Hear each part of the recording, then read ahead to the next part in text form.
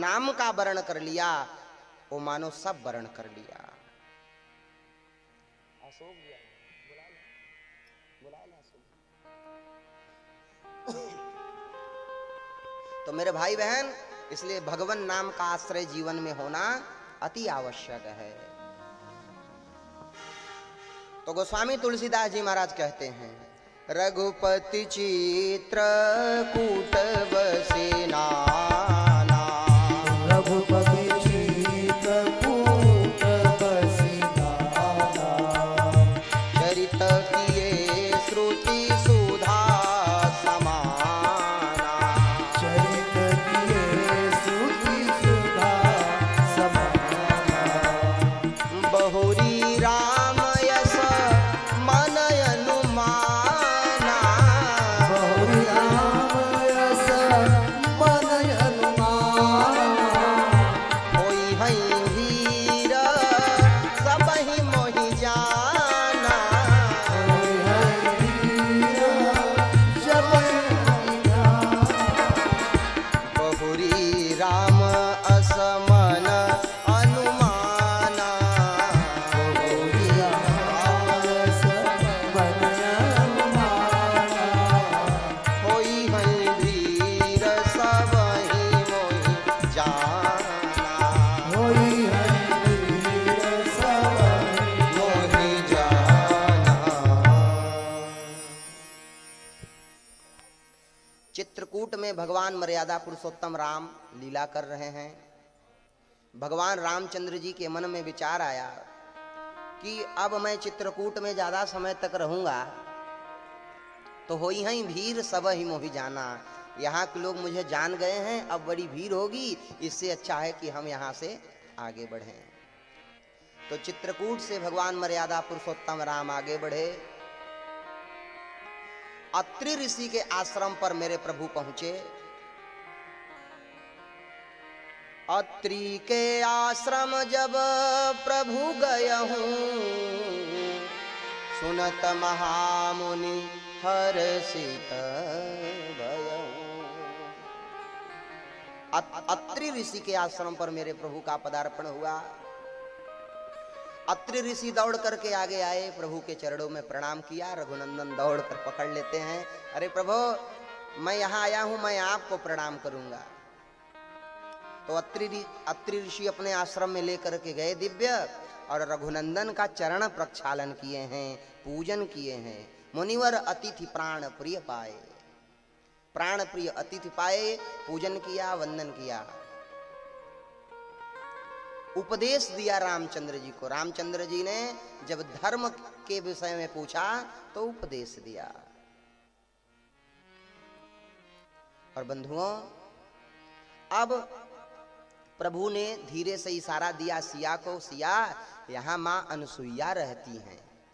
अनुसुईया जो अखंड पतिव्रता हैं, आप उनके पास जाकर उपदेश ले लो। मैया अनुसुईया का उपदेश आपको काम आवेगा। तो अनुसुईया जी के चरण कमल में गई हैं सीता, अनुसुईया के पद गई सीता। सीता जी गई, चरणों में प्रणाम करी, वंदन करी। तो अनुसुईया जी ने किया क्या? पहले दिव्य वसन भूषण पहिराए, जे नित नूतन अमल सुहाए। दिव्य वसन भूषण धारण कराती हैं, और धारण कराने के बाद क्यों धारण कराती हैं? क्योंकि अनुसुईया महारानी जान रही हैं कि रावण आएगा और सिया का हरण होगा। ऐसे दिव्य वसन भूषण पहिराए कि जे नित नूतन अमल सुहाए, जो निरंतर सुंदर रहते हैं, अच्छे रहते हैं, मैले तो होते ही नहीं है, वही दिव्य वसन भूषण पहना है। तो सिया जी ने हाथ जोड़ करके कहा, माँ आप मुझे उपदेश दीजिए, और आपके उपदेश की आवश्यकता है मुझे, आप मुझे उपदेश दीजिए। तो सिया से अनुसुईया जी कहती हैं, अरे देवी आपको मैं उपदेश दूं यह अच्छा नहीं लगता, लेकिन आप मुझे अगर बढ़ाई देना चाहती हैं तो मैं अवश्य आपको उपदेश दूंगी। तो उपदेश दिया, नारी धर्म का उपदेश दिया। कहती हैं सिया, मैं तुम्हें पतिव्रता धर्म का उपदेश देती हूं। इस संसार में 4 प्रकार की पतिव्रता हैं। देखें, पहले स्त्रियां किसी की बेटी बनती हैं, फिर किसी की पत्नी बनती हैं, फिर किसी की मां बनती हैं। तो पहले बेटियां अपने पिता के संरक्षण में रहें और फिर बेटियां अपने पति के संरक्षण में रहें, और जब वो मातृत्व मां बन जाएं तो कदाप अगर किंचित उनके पति देव न रहें तो अपने पिता के सानिध्य में रहें या अपने पुत्र के सानिध्य में रहें। पुत्र के सानिध्य में रहेंगी तो बहुत बढ़िया है। धर्म ग्रंथ में तो ऐसा भी कहा गया कि अगर बेटा भी नहीं है तो वहां के राजा के संरक्षण में रहें, लेकिन राजतंत्र अब समाप्त हो गया, अब राजतंत्र रहा नहीं। तो उपदेश देती हैं, देवी सुनो, स्त्रियां अपने पति को ही भगवान माने, उत्तम केयस बस मन माही, सपने आन पुरुष जगनाही। माताएं एक बात का ध्यान दें, आप ऐसा न सोचिएगा कि महाराज जी उपदेश दे रहे हैं, आहा मैं तो आपकी संतति हूं, ठीक है। श्री कपिल देव जी महाराज ने माता देवहूति को उपदेश दिया। अगर बेटा ज्ञानवान है वो अपनी माँ को उपदेश दे सकता है और माँ भी उस उपदेश का पालन करें, तो आप सभी ध्यान से सुनेंगी तो मुझे बड़ा अच्छा लगेगा और अपने जीवन में उतारें। उत्तम के यश बस मन माही, सपने आन पुरुष जगनाही। उत्तम प्रकार की पतिव्रता वह है जिसे स्वप्न में भी दूसरा पुरुष दिखाई न पड़े। और ध्यान दें, अपने पतिदेव वृद्ध रोग बस जड़ धनहीना, बूढ़े हों, रोगी हों, जड़ हों, धनहीन हों, ऐसे भी पति का अपमान नहीं करना चाहिए।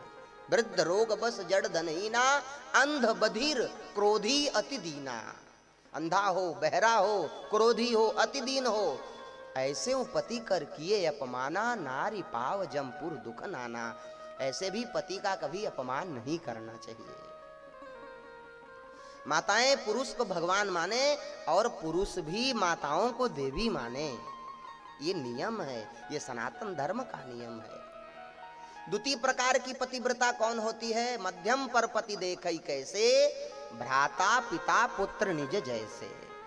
मध्यम प्रकार की जो पतिव्रता हैं वो दूसरे को देखती हैं, लेकिन जब उनके उम्र का है उसको अपना भाई समझती हैं, उनसे कम उम्र का है उसको अपना बेटा समझती हैं, और जब उनसे ज्यादा उम्र का है तो उसे अपना पिता समझती हैं। मध्यम पर पति देखई कैसे, भ्राता पिता पुत्र निज जैसे। धर्म विचार समुझ कुल रहई, सो निकृष्ट त्रिय सुत यस कहई।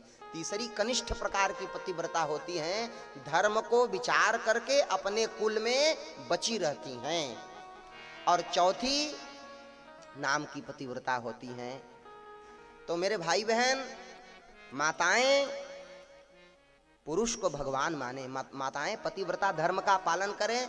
और देखो भैया, पुरुष को भी एक नारी व्रत का पालन करना पड़ेगा। माताएं कहती हैं आप मेरे सर्वस्व हैं, आप मेरे देवता हैं, आप मेरे भगवान हैं, और पति रोज शराब पी करके आए अपनी पत्नी को मारे, तब तो वो पति है? तब तो दानव हो जाएगा, राक्षस हो जाएगा। तो ऐसा काम न करो भैया। ऐसा काम करने से लोक हंसाई होगी, और संसार क्या लोक हंसेगा। आप सब मानते हो ना कि राम कथा को, भागवत कथा को, कृष्ण को, नारायण को, भगवान को, इसीलिए तो उपस्थित हुए हो। नहीं मानते तो यहाँ क्यों आते? इसलिए मन की तरंग मार लो बस हो गया भजन, और अंतिम बार आदत बुरी सुधार लो बस हो गया भजन। अब खाई सो खाई, आगे खाई तो राम दुहाई। हाँ, अब गलती जो होनी थी तो सो हो गई, लेकिन अब आगे से सुधार लो। और देखें, सनातन धर्म का नियम है कि जहां नारियों की पूजा होती है वहां कौन विराजमान रहते हैं? नारायण विराजमान रहते हैं। तो माताएं पूजनीय हैं, लेकिन माताएं सूपनखा बनने का प्रयास न करें। हाँ, माताएं लंकिनी बनने का प्रयास न करें, सिंहिका राक्षसी बनने का प्रयास न करें, क्योंकि वो भी स्त्री है। अगर वैसी स्त्री बनेंगी तब जऊ खलडन करो नहीं तोरा, भ्रष्ट हो स्तुति मार्ग मोरा। तो मुठिका एक महाकपि हनि, रुद्र बमत धरनी डन मनी। हनुमान जी ने मुष्टिका का प्रहार कर दिया। तो यहाँ की माताएं बहुत अच्छी हैं, आपका स्वभाव बहुत अच्छा है और आपका बड़ा मातृत्व है। आप सभी कथा सुने आती हैं, कल तक कथा है, कल तक आना। हाँ, ये ना समझना कि बस स्वामी जी आज कथा बोल दिए तो जय सिया राम। और कल आप सभी जल्दी आइएगा, 1 बजे से कथा शुरू होगी। और क्योंकि हमारे ये जो लाइव टेलीकास्ट वाले हैं इनको जाना भी है, तो कम से कम 5:30 तक कथा चलेगी जो है। इसके बाद इन लोगों को हम विदा कर देंगे, फिर हम और आप बस रहेंगे, मिलते जुलते रहेंगे। जो लाइव प्रसारण देख रहे हैं, कल 5:30 बजे तक कथा का रसास्वादन करेंगे। तो बंधुओं, नारी के लिए भगवान बताया गया कि पति ही उसका भगवान है। उपदेश सिया जी ने स्वीकार किया। भगवान यहां से आगे बढ़े। अत्रि ऋषि ने बड़े भाव से इनका पूजन किया। भगवान मर्यादा पुरुषोत्तम राम यहां से जब आगे बढ़े मेरे भाई बहन, तो आज मेरे प्रभु पंचवटी में जाकर के निवास करते हैं। पंचवटी नासिक में आसीन है। पंचवटी में पर्णकुटी मेरे प्रभु बनाए हैं और पंचवटी में मेरे प्रभु का निवास है। गोस्वामी तुलसीदास जी महाराज कहते हैं,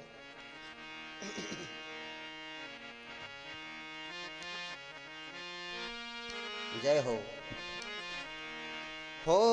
पंचवटी सो गई एक बारा, देखी विकल भई जुगल कुमारा। पंचवटी सो गई एक बारा, देखी विकल भई जुगल कुमारा। पंचवटी सो गई एक बारा, पंचवटी सो गई एक बारा, देखी विकल भई जुगल कुमारा। देखी विकल भई जुगल कुमारा। ओ भ्राता पिता पुत्र उरगारी, भ्राता पिता पुत्र पुरगारी, पुरुष मनोहर निरखत नारी, पुरुष मनोहर निरखत नारी, पुरुष मनोहर निरखत नारी। पुरुष मनोहर निरखत नारी।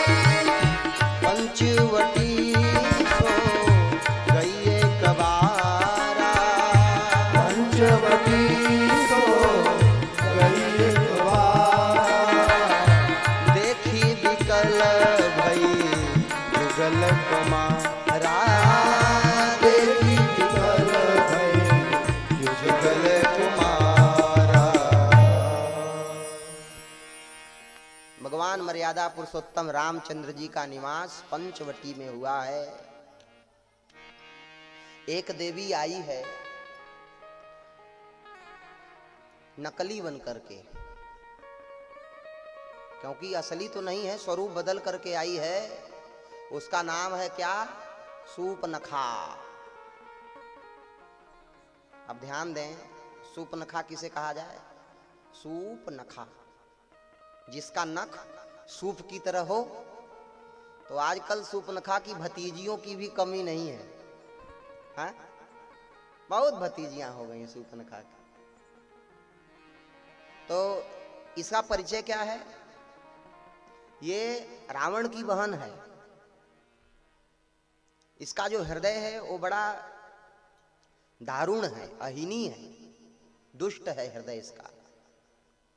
और भगवान मर्यादा पुरुषोत्तम राम के सामने जितने भी नकली बन करके आए, जितने भी नकली बन करके आए, भगवान तुरंत समझ गए। जैसे कृष्णावतार में देख लिया जाए, एक आई थी मौसी, उसका क्या नाम था? पूतना। तो पूतना भी नकली बन करके आई थी। भगवान समझ गए कि ये नकली बन के आई है, तब क्या किया जाए। भगवान ने कहा इसका भी उद्धार करो, और उसका उद्धार किया। तो वेद व्यास जी महाराज मंत्र लिखते हैं, अहो बकीयम स्तन कालकूटम जिघांसया पाययदप्य साध्वी लेभे गतिं धातृचिना ततुन्यं कंबादयालुं शरणं ब्रजे मां कंबादयालुं शरणं ब्रजे मां। पूतना राक्षसी आई, अपने मर्मस्थलों में कालकूट नामक जहर लगाकर और कन्हैया को पान कराया। तो भगवान ने पान तो कर लिया, लेकिन भगवान ने उसे गति कौन सी दी। जो यशोदा मैया को भगवान ने गति दिया था, जो देवकी मैया को भगवान ने गति दिया था, वही गति आज भगवान ने उस जो है राक्षसी को दिया। अहोबकीयम स्तन कालकूटम, जो मर्मस्थलों में कालकूट नामक जहर लगा के जाती, भगवान को पिलाती, भगवान उसे मोक्ष देते हैं। तो कंबा दयालुम शरणम ब्रजेम, ऐसा कौन सा दयालु है कि जहर पिलाने वाले को भी परम गति प्रदान करे। तो भगवान नकली को तुरंत समझ जाते हैं। आई है सूर्पनखा, भगवान को देखी तो देखते मान ही प्रभु की ऐसा प्रभु का ऐसा सौंदर्य है, प्रभु की ऐसी आभा शोभा प्रभा है कि देख करके इसका मन लोभायमान हो गया। भगवान के पास गई, कहती अरे आपका क्या नाम है। भगवान ने कहा मेरा नाम तो राम है, मैं दशरथ नंदन हूँ। अच्छा आपका विवाह हुआ है। भगवान ने कहा विवाह तो हुआ है। अरे उसने कहा कि सुनिए मैं कुंवारी हूँ, ताते अब लगी रहूं कुंवारी, मन माना कछु तुम ही निहारी। अब देखें पहला झूठ तो यही बोल रही है कि मैं अभी कुंवारी हूँ। अरे सूर्पनखा के पति का नाम था विद्युत जिह्वा, विद्युत जिह्वा की ये पत्नी है और कह रही है कि मैं अभी कुंवारी हूँ, ताते अब लगी रहूं कुंवारी। वैसे आप बहुत सुंदर तो नहीं हो, मन माना कछु, थोड़ा सा तुम ही निहारी। भगवान राम जी सोचने लगे वाह ये हमारी भी सुंदरता को फेल कर रही है। अरे मैं जब जनकपुरी में गया था तो सब पर नाथ मोहिनी डारी, सब पर अपनी मोहिनी डाल दिया था। ये कह रहा है मन माना कछु तुम ही निहारी, कह रही है। तो भगवान ने कहा कि जैसे तुम कुंवारी हो वैसे मेरा लखन भी है, चली जाओ उसके पास, मेरा तो विवाह हुआ है। लक्ष्मण जी के पास गई, लक्ष्मण जी ने कहा देवी आपका परिचय। बोले हम आपसे विवाह करने आई हैं। लक्ष्मण जी ने कहा राम राम, आप इतनी सुंदर हैं, आप तो रानी बनने योग्य हैं, और मैं तो सेवक हूँ, मैं तो लकड़ी काटता हूँ, सेवा करता हूँ। अगर मेरे साथ विवाह होगा तो तुम दासी बन जाओगी, तुम तो रानी बनने योग्य हो, राम जी के पास चली जाओ। तो राम जी के पास चली गई। राम जी ने कहा लक्ष्मण बड़ा संकोची स्वभाव का है, तुम जाकर के अपने प्रस्ताव को रखो ना, तुम्हारी बात स्वीकार कर लेगा। तो लक्ष्मण जी के पास गई। लक्ष्मण जी से कहा आपके भैया ने आपके पास भेजा है। कहें भैया तो जानते हैं मेरे स्वभाव को। अरे देवी मैं तो लकड़ी काटता हूँ, सेवा करता हूँ, और तुम तो रानी बनने योग्य हो। ऐसा करो जाओ राम जी के पास। तो राम जी भेजते हैं लखन के पास, लखन भेजते राम जी के पास। तो समझ गई कि सिया को जब देखी इतनी सुकुमार तो सोची राम जी का मन तो मेरे ऊपर आवेगा नहीं, तो पहले क्या करें कि इसी को चट कर दें। तो सिया को जब खाने के लिए दौड़ी तो रामचंद्र जी ने लक्ष्मण को इशारा दिया, लक्ष्मण अति लाघव सो नाक कान बिनु कीन। लक्ष्मण जी ने नाक और कान से ही विहीन कर दिया। अच्छा अब आध्यात्मिक अर्थ इसका समझें। भगवान के पास गई है, कह रही तो सम पुरुष नमो समनारी, यह संजोग विधि रचा बिचारी। प्रभु आप जैसा पुरुष और मेरी जैसी स्त्री इस पूरे जगत में नहीं है। भगवान रामचंद्र जी ने कहा कैसे। प्रभु आपने अपने मन में लिया है संकल्प की निश्चरहीन करहु मही भुज उठाईपन क्रीन। आप निशाचरों से हीन कर देंगे पृथ्वी को। आपका जो संकल्प है प्रभु वही संकल्प मेरा भी है। राम जी ने कहा अच्छा कैसे। बोले प्रभु मैं जिससे प्रेम करती थी मेरे पति का नाम है विद्युत जिह्वा, और विद्युत जिह्वा को मरवा दिया मेरा भाई रावण। मैं भी यही संकल्प करके चली हूं कि इस निश्चर कुल का विनाश करवा दूंगी।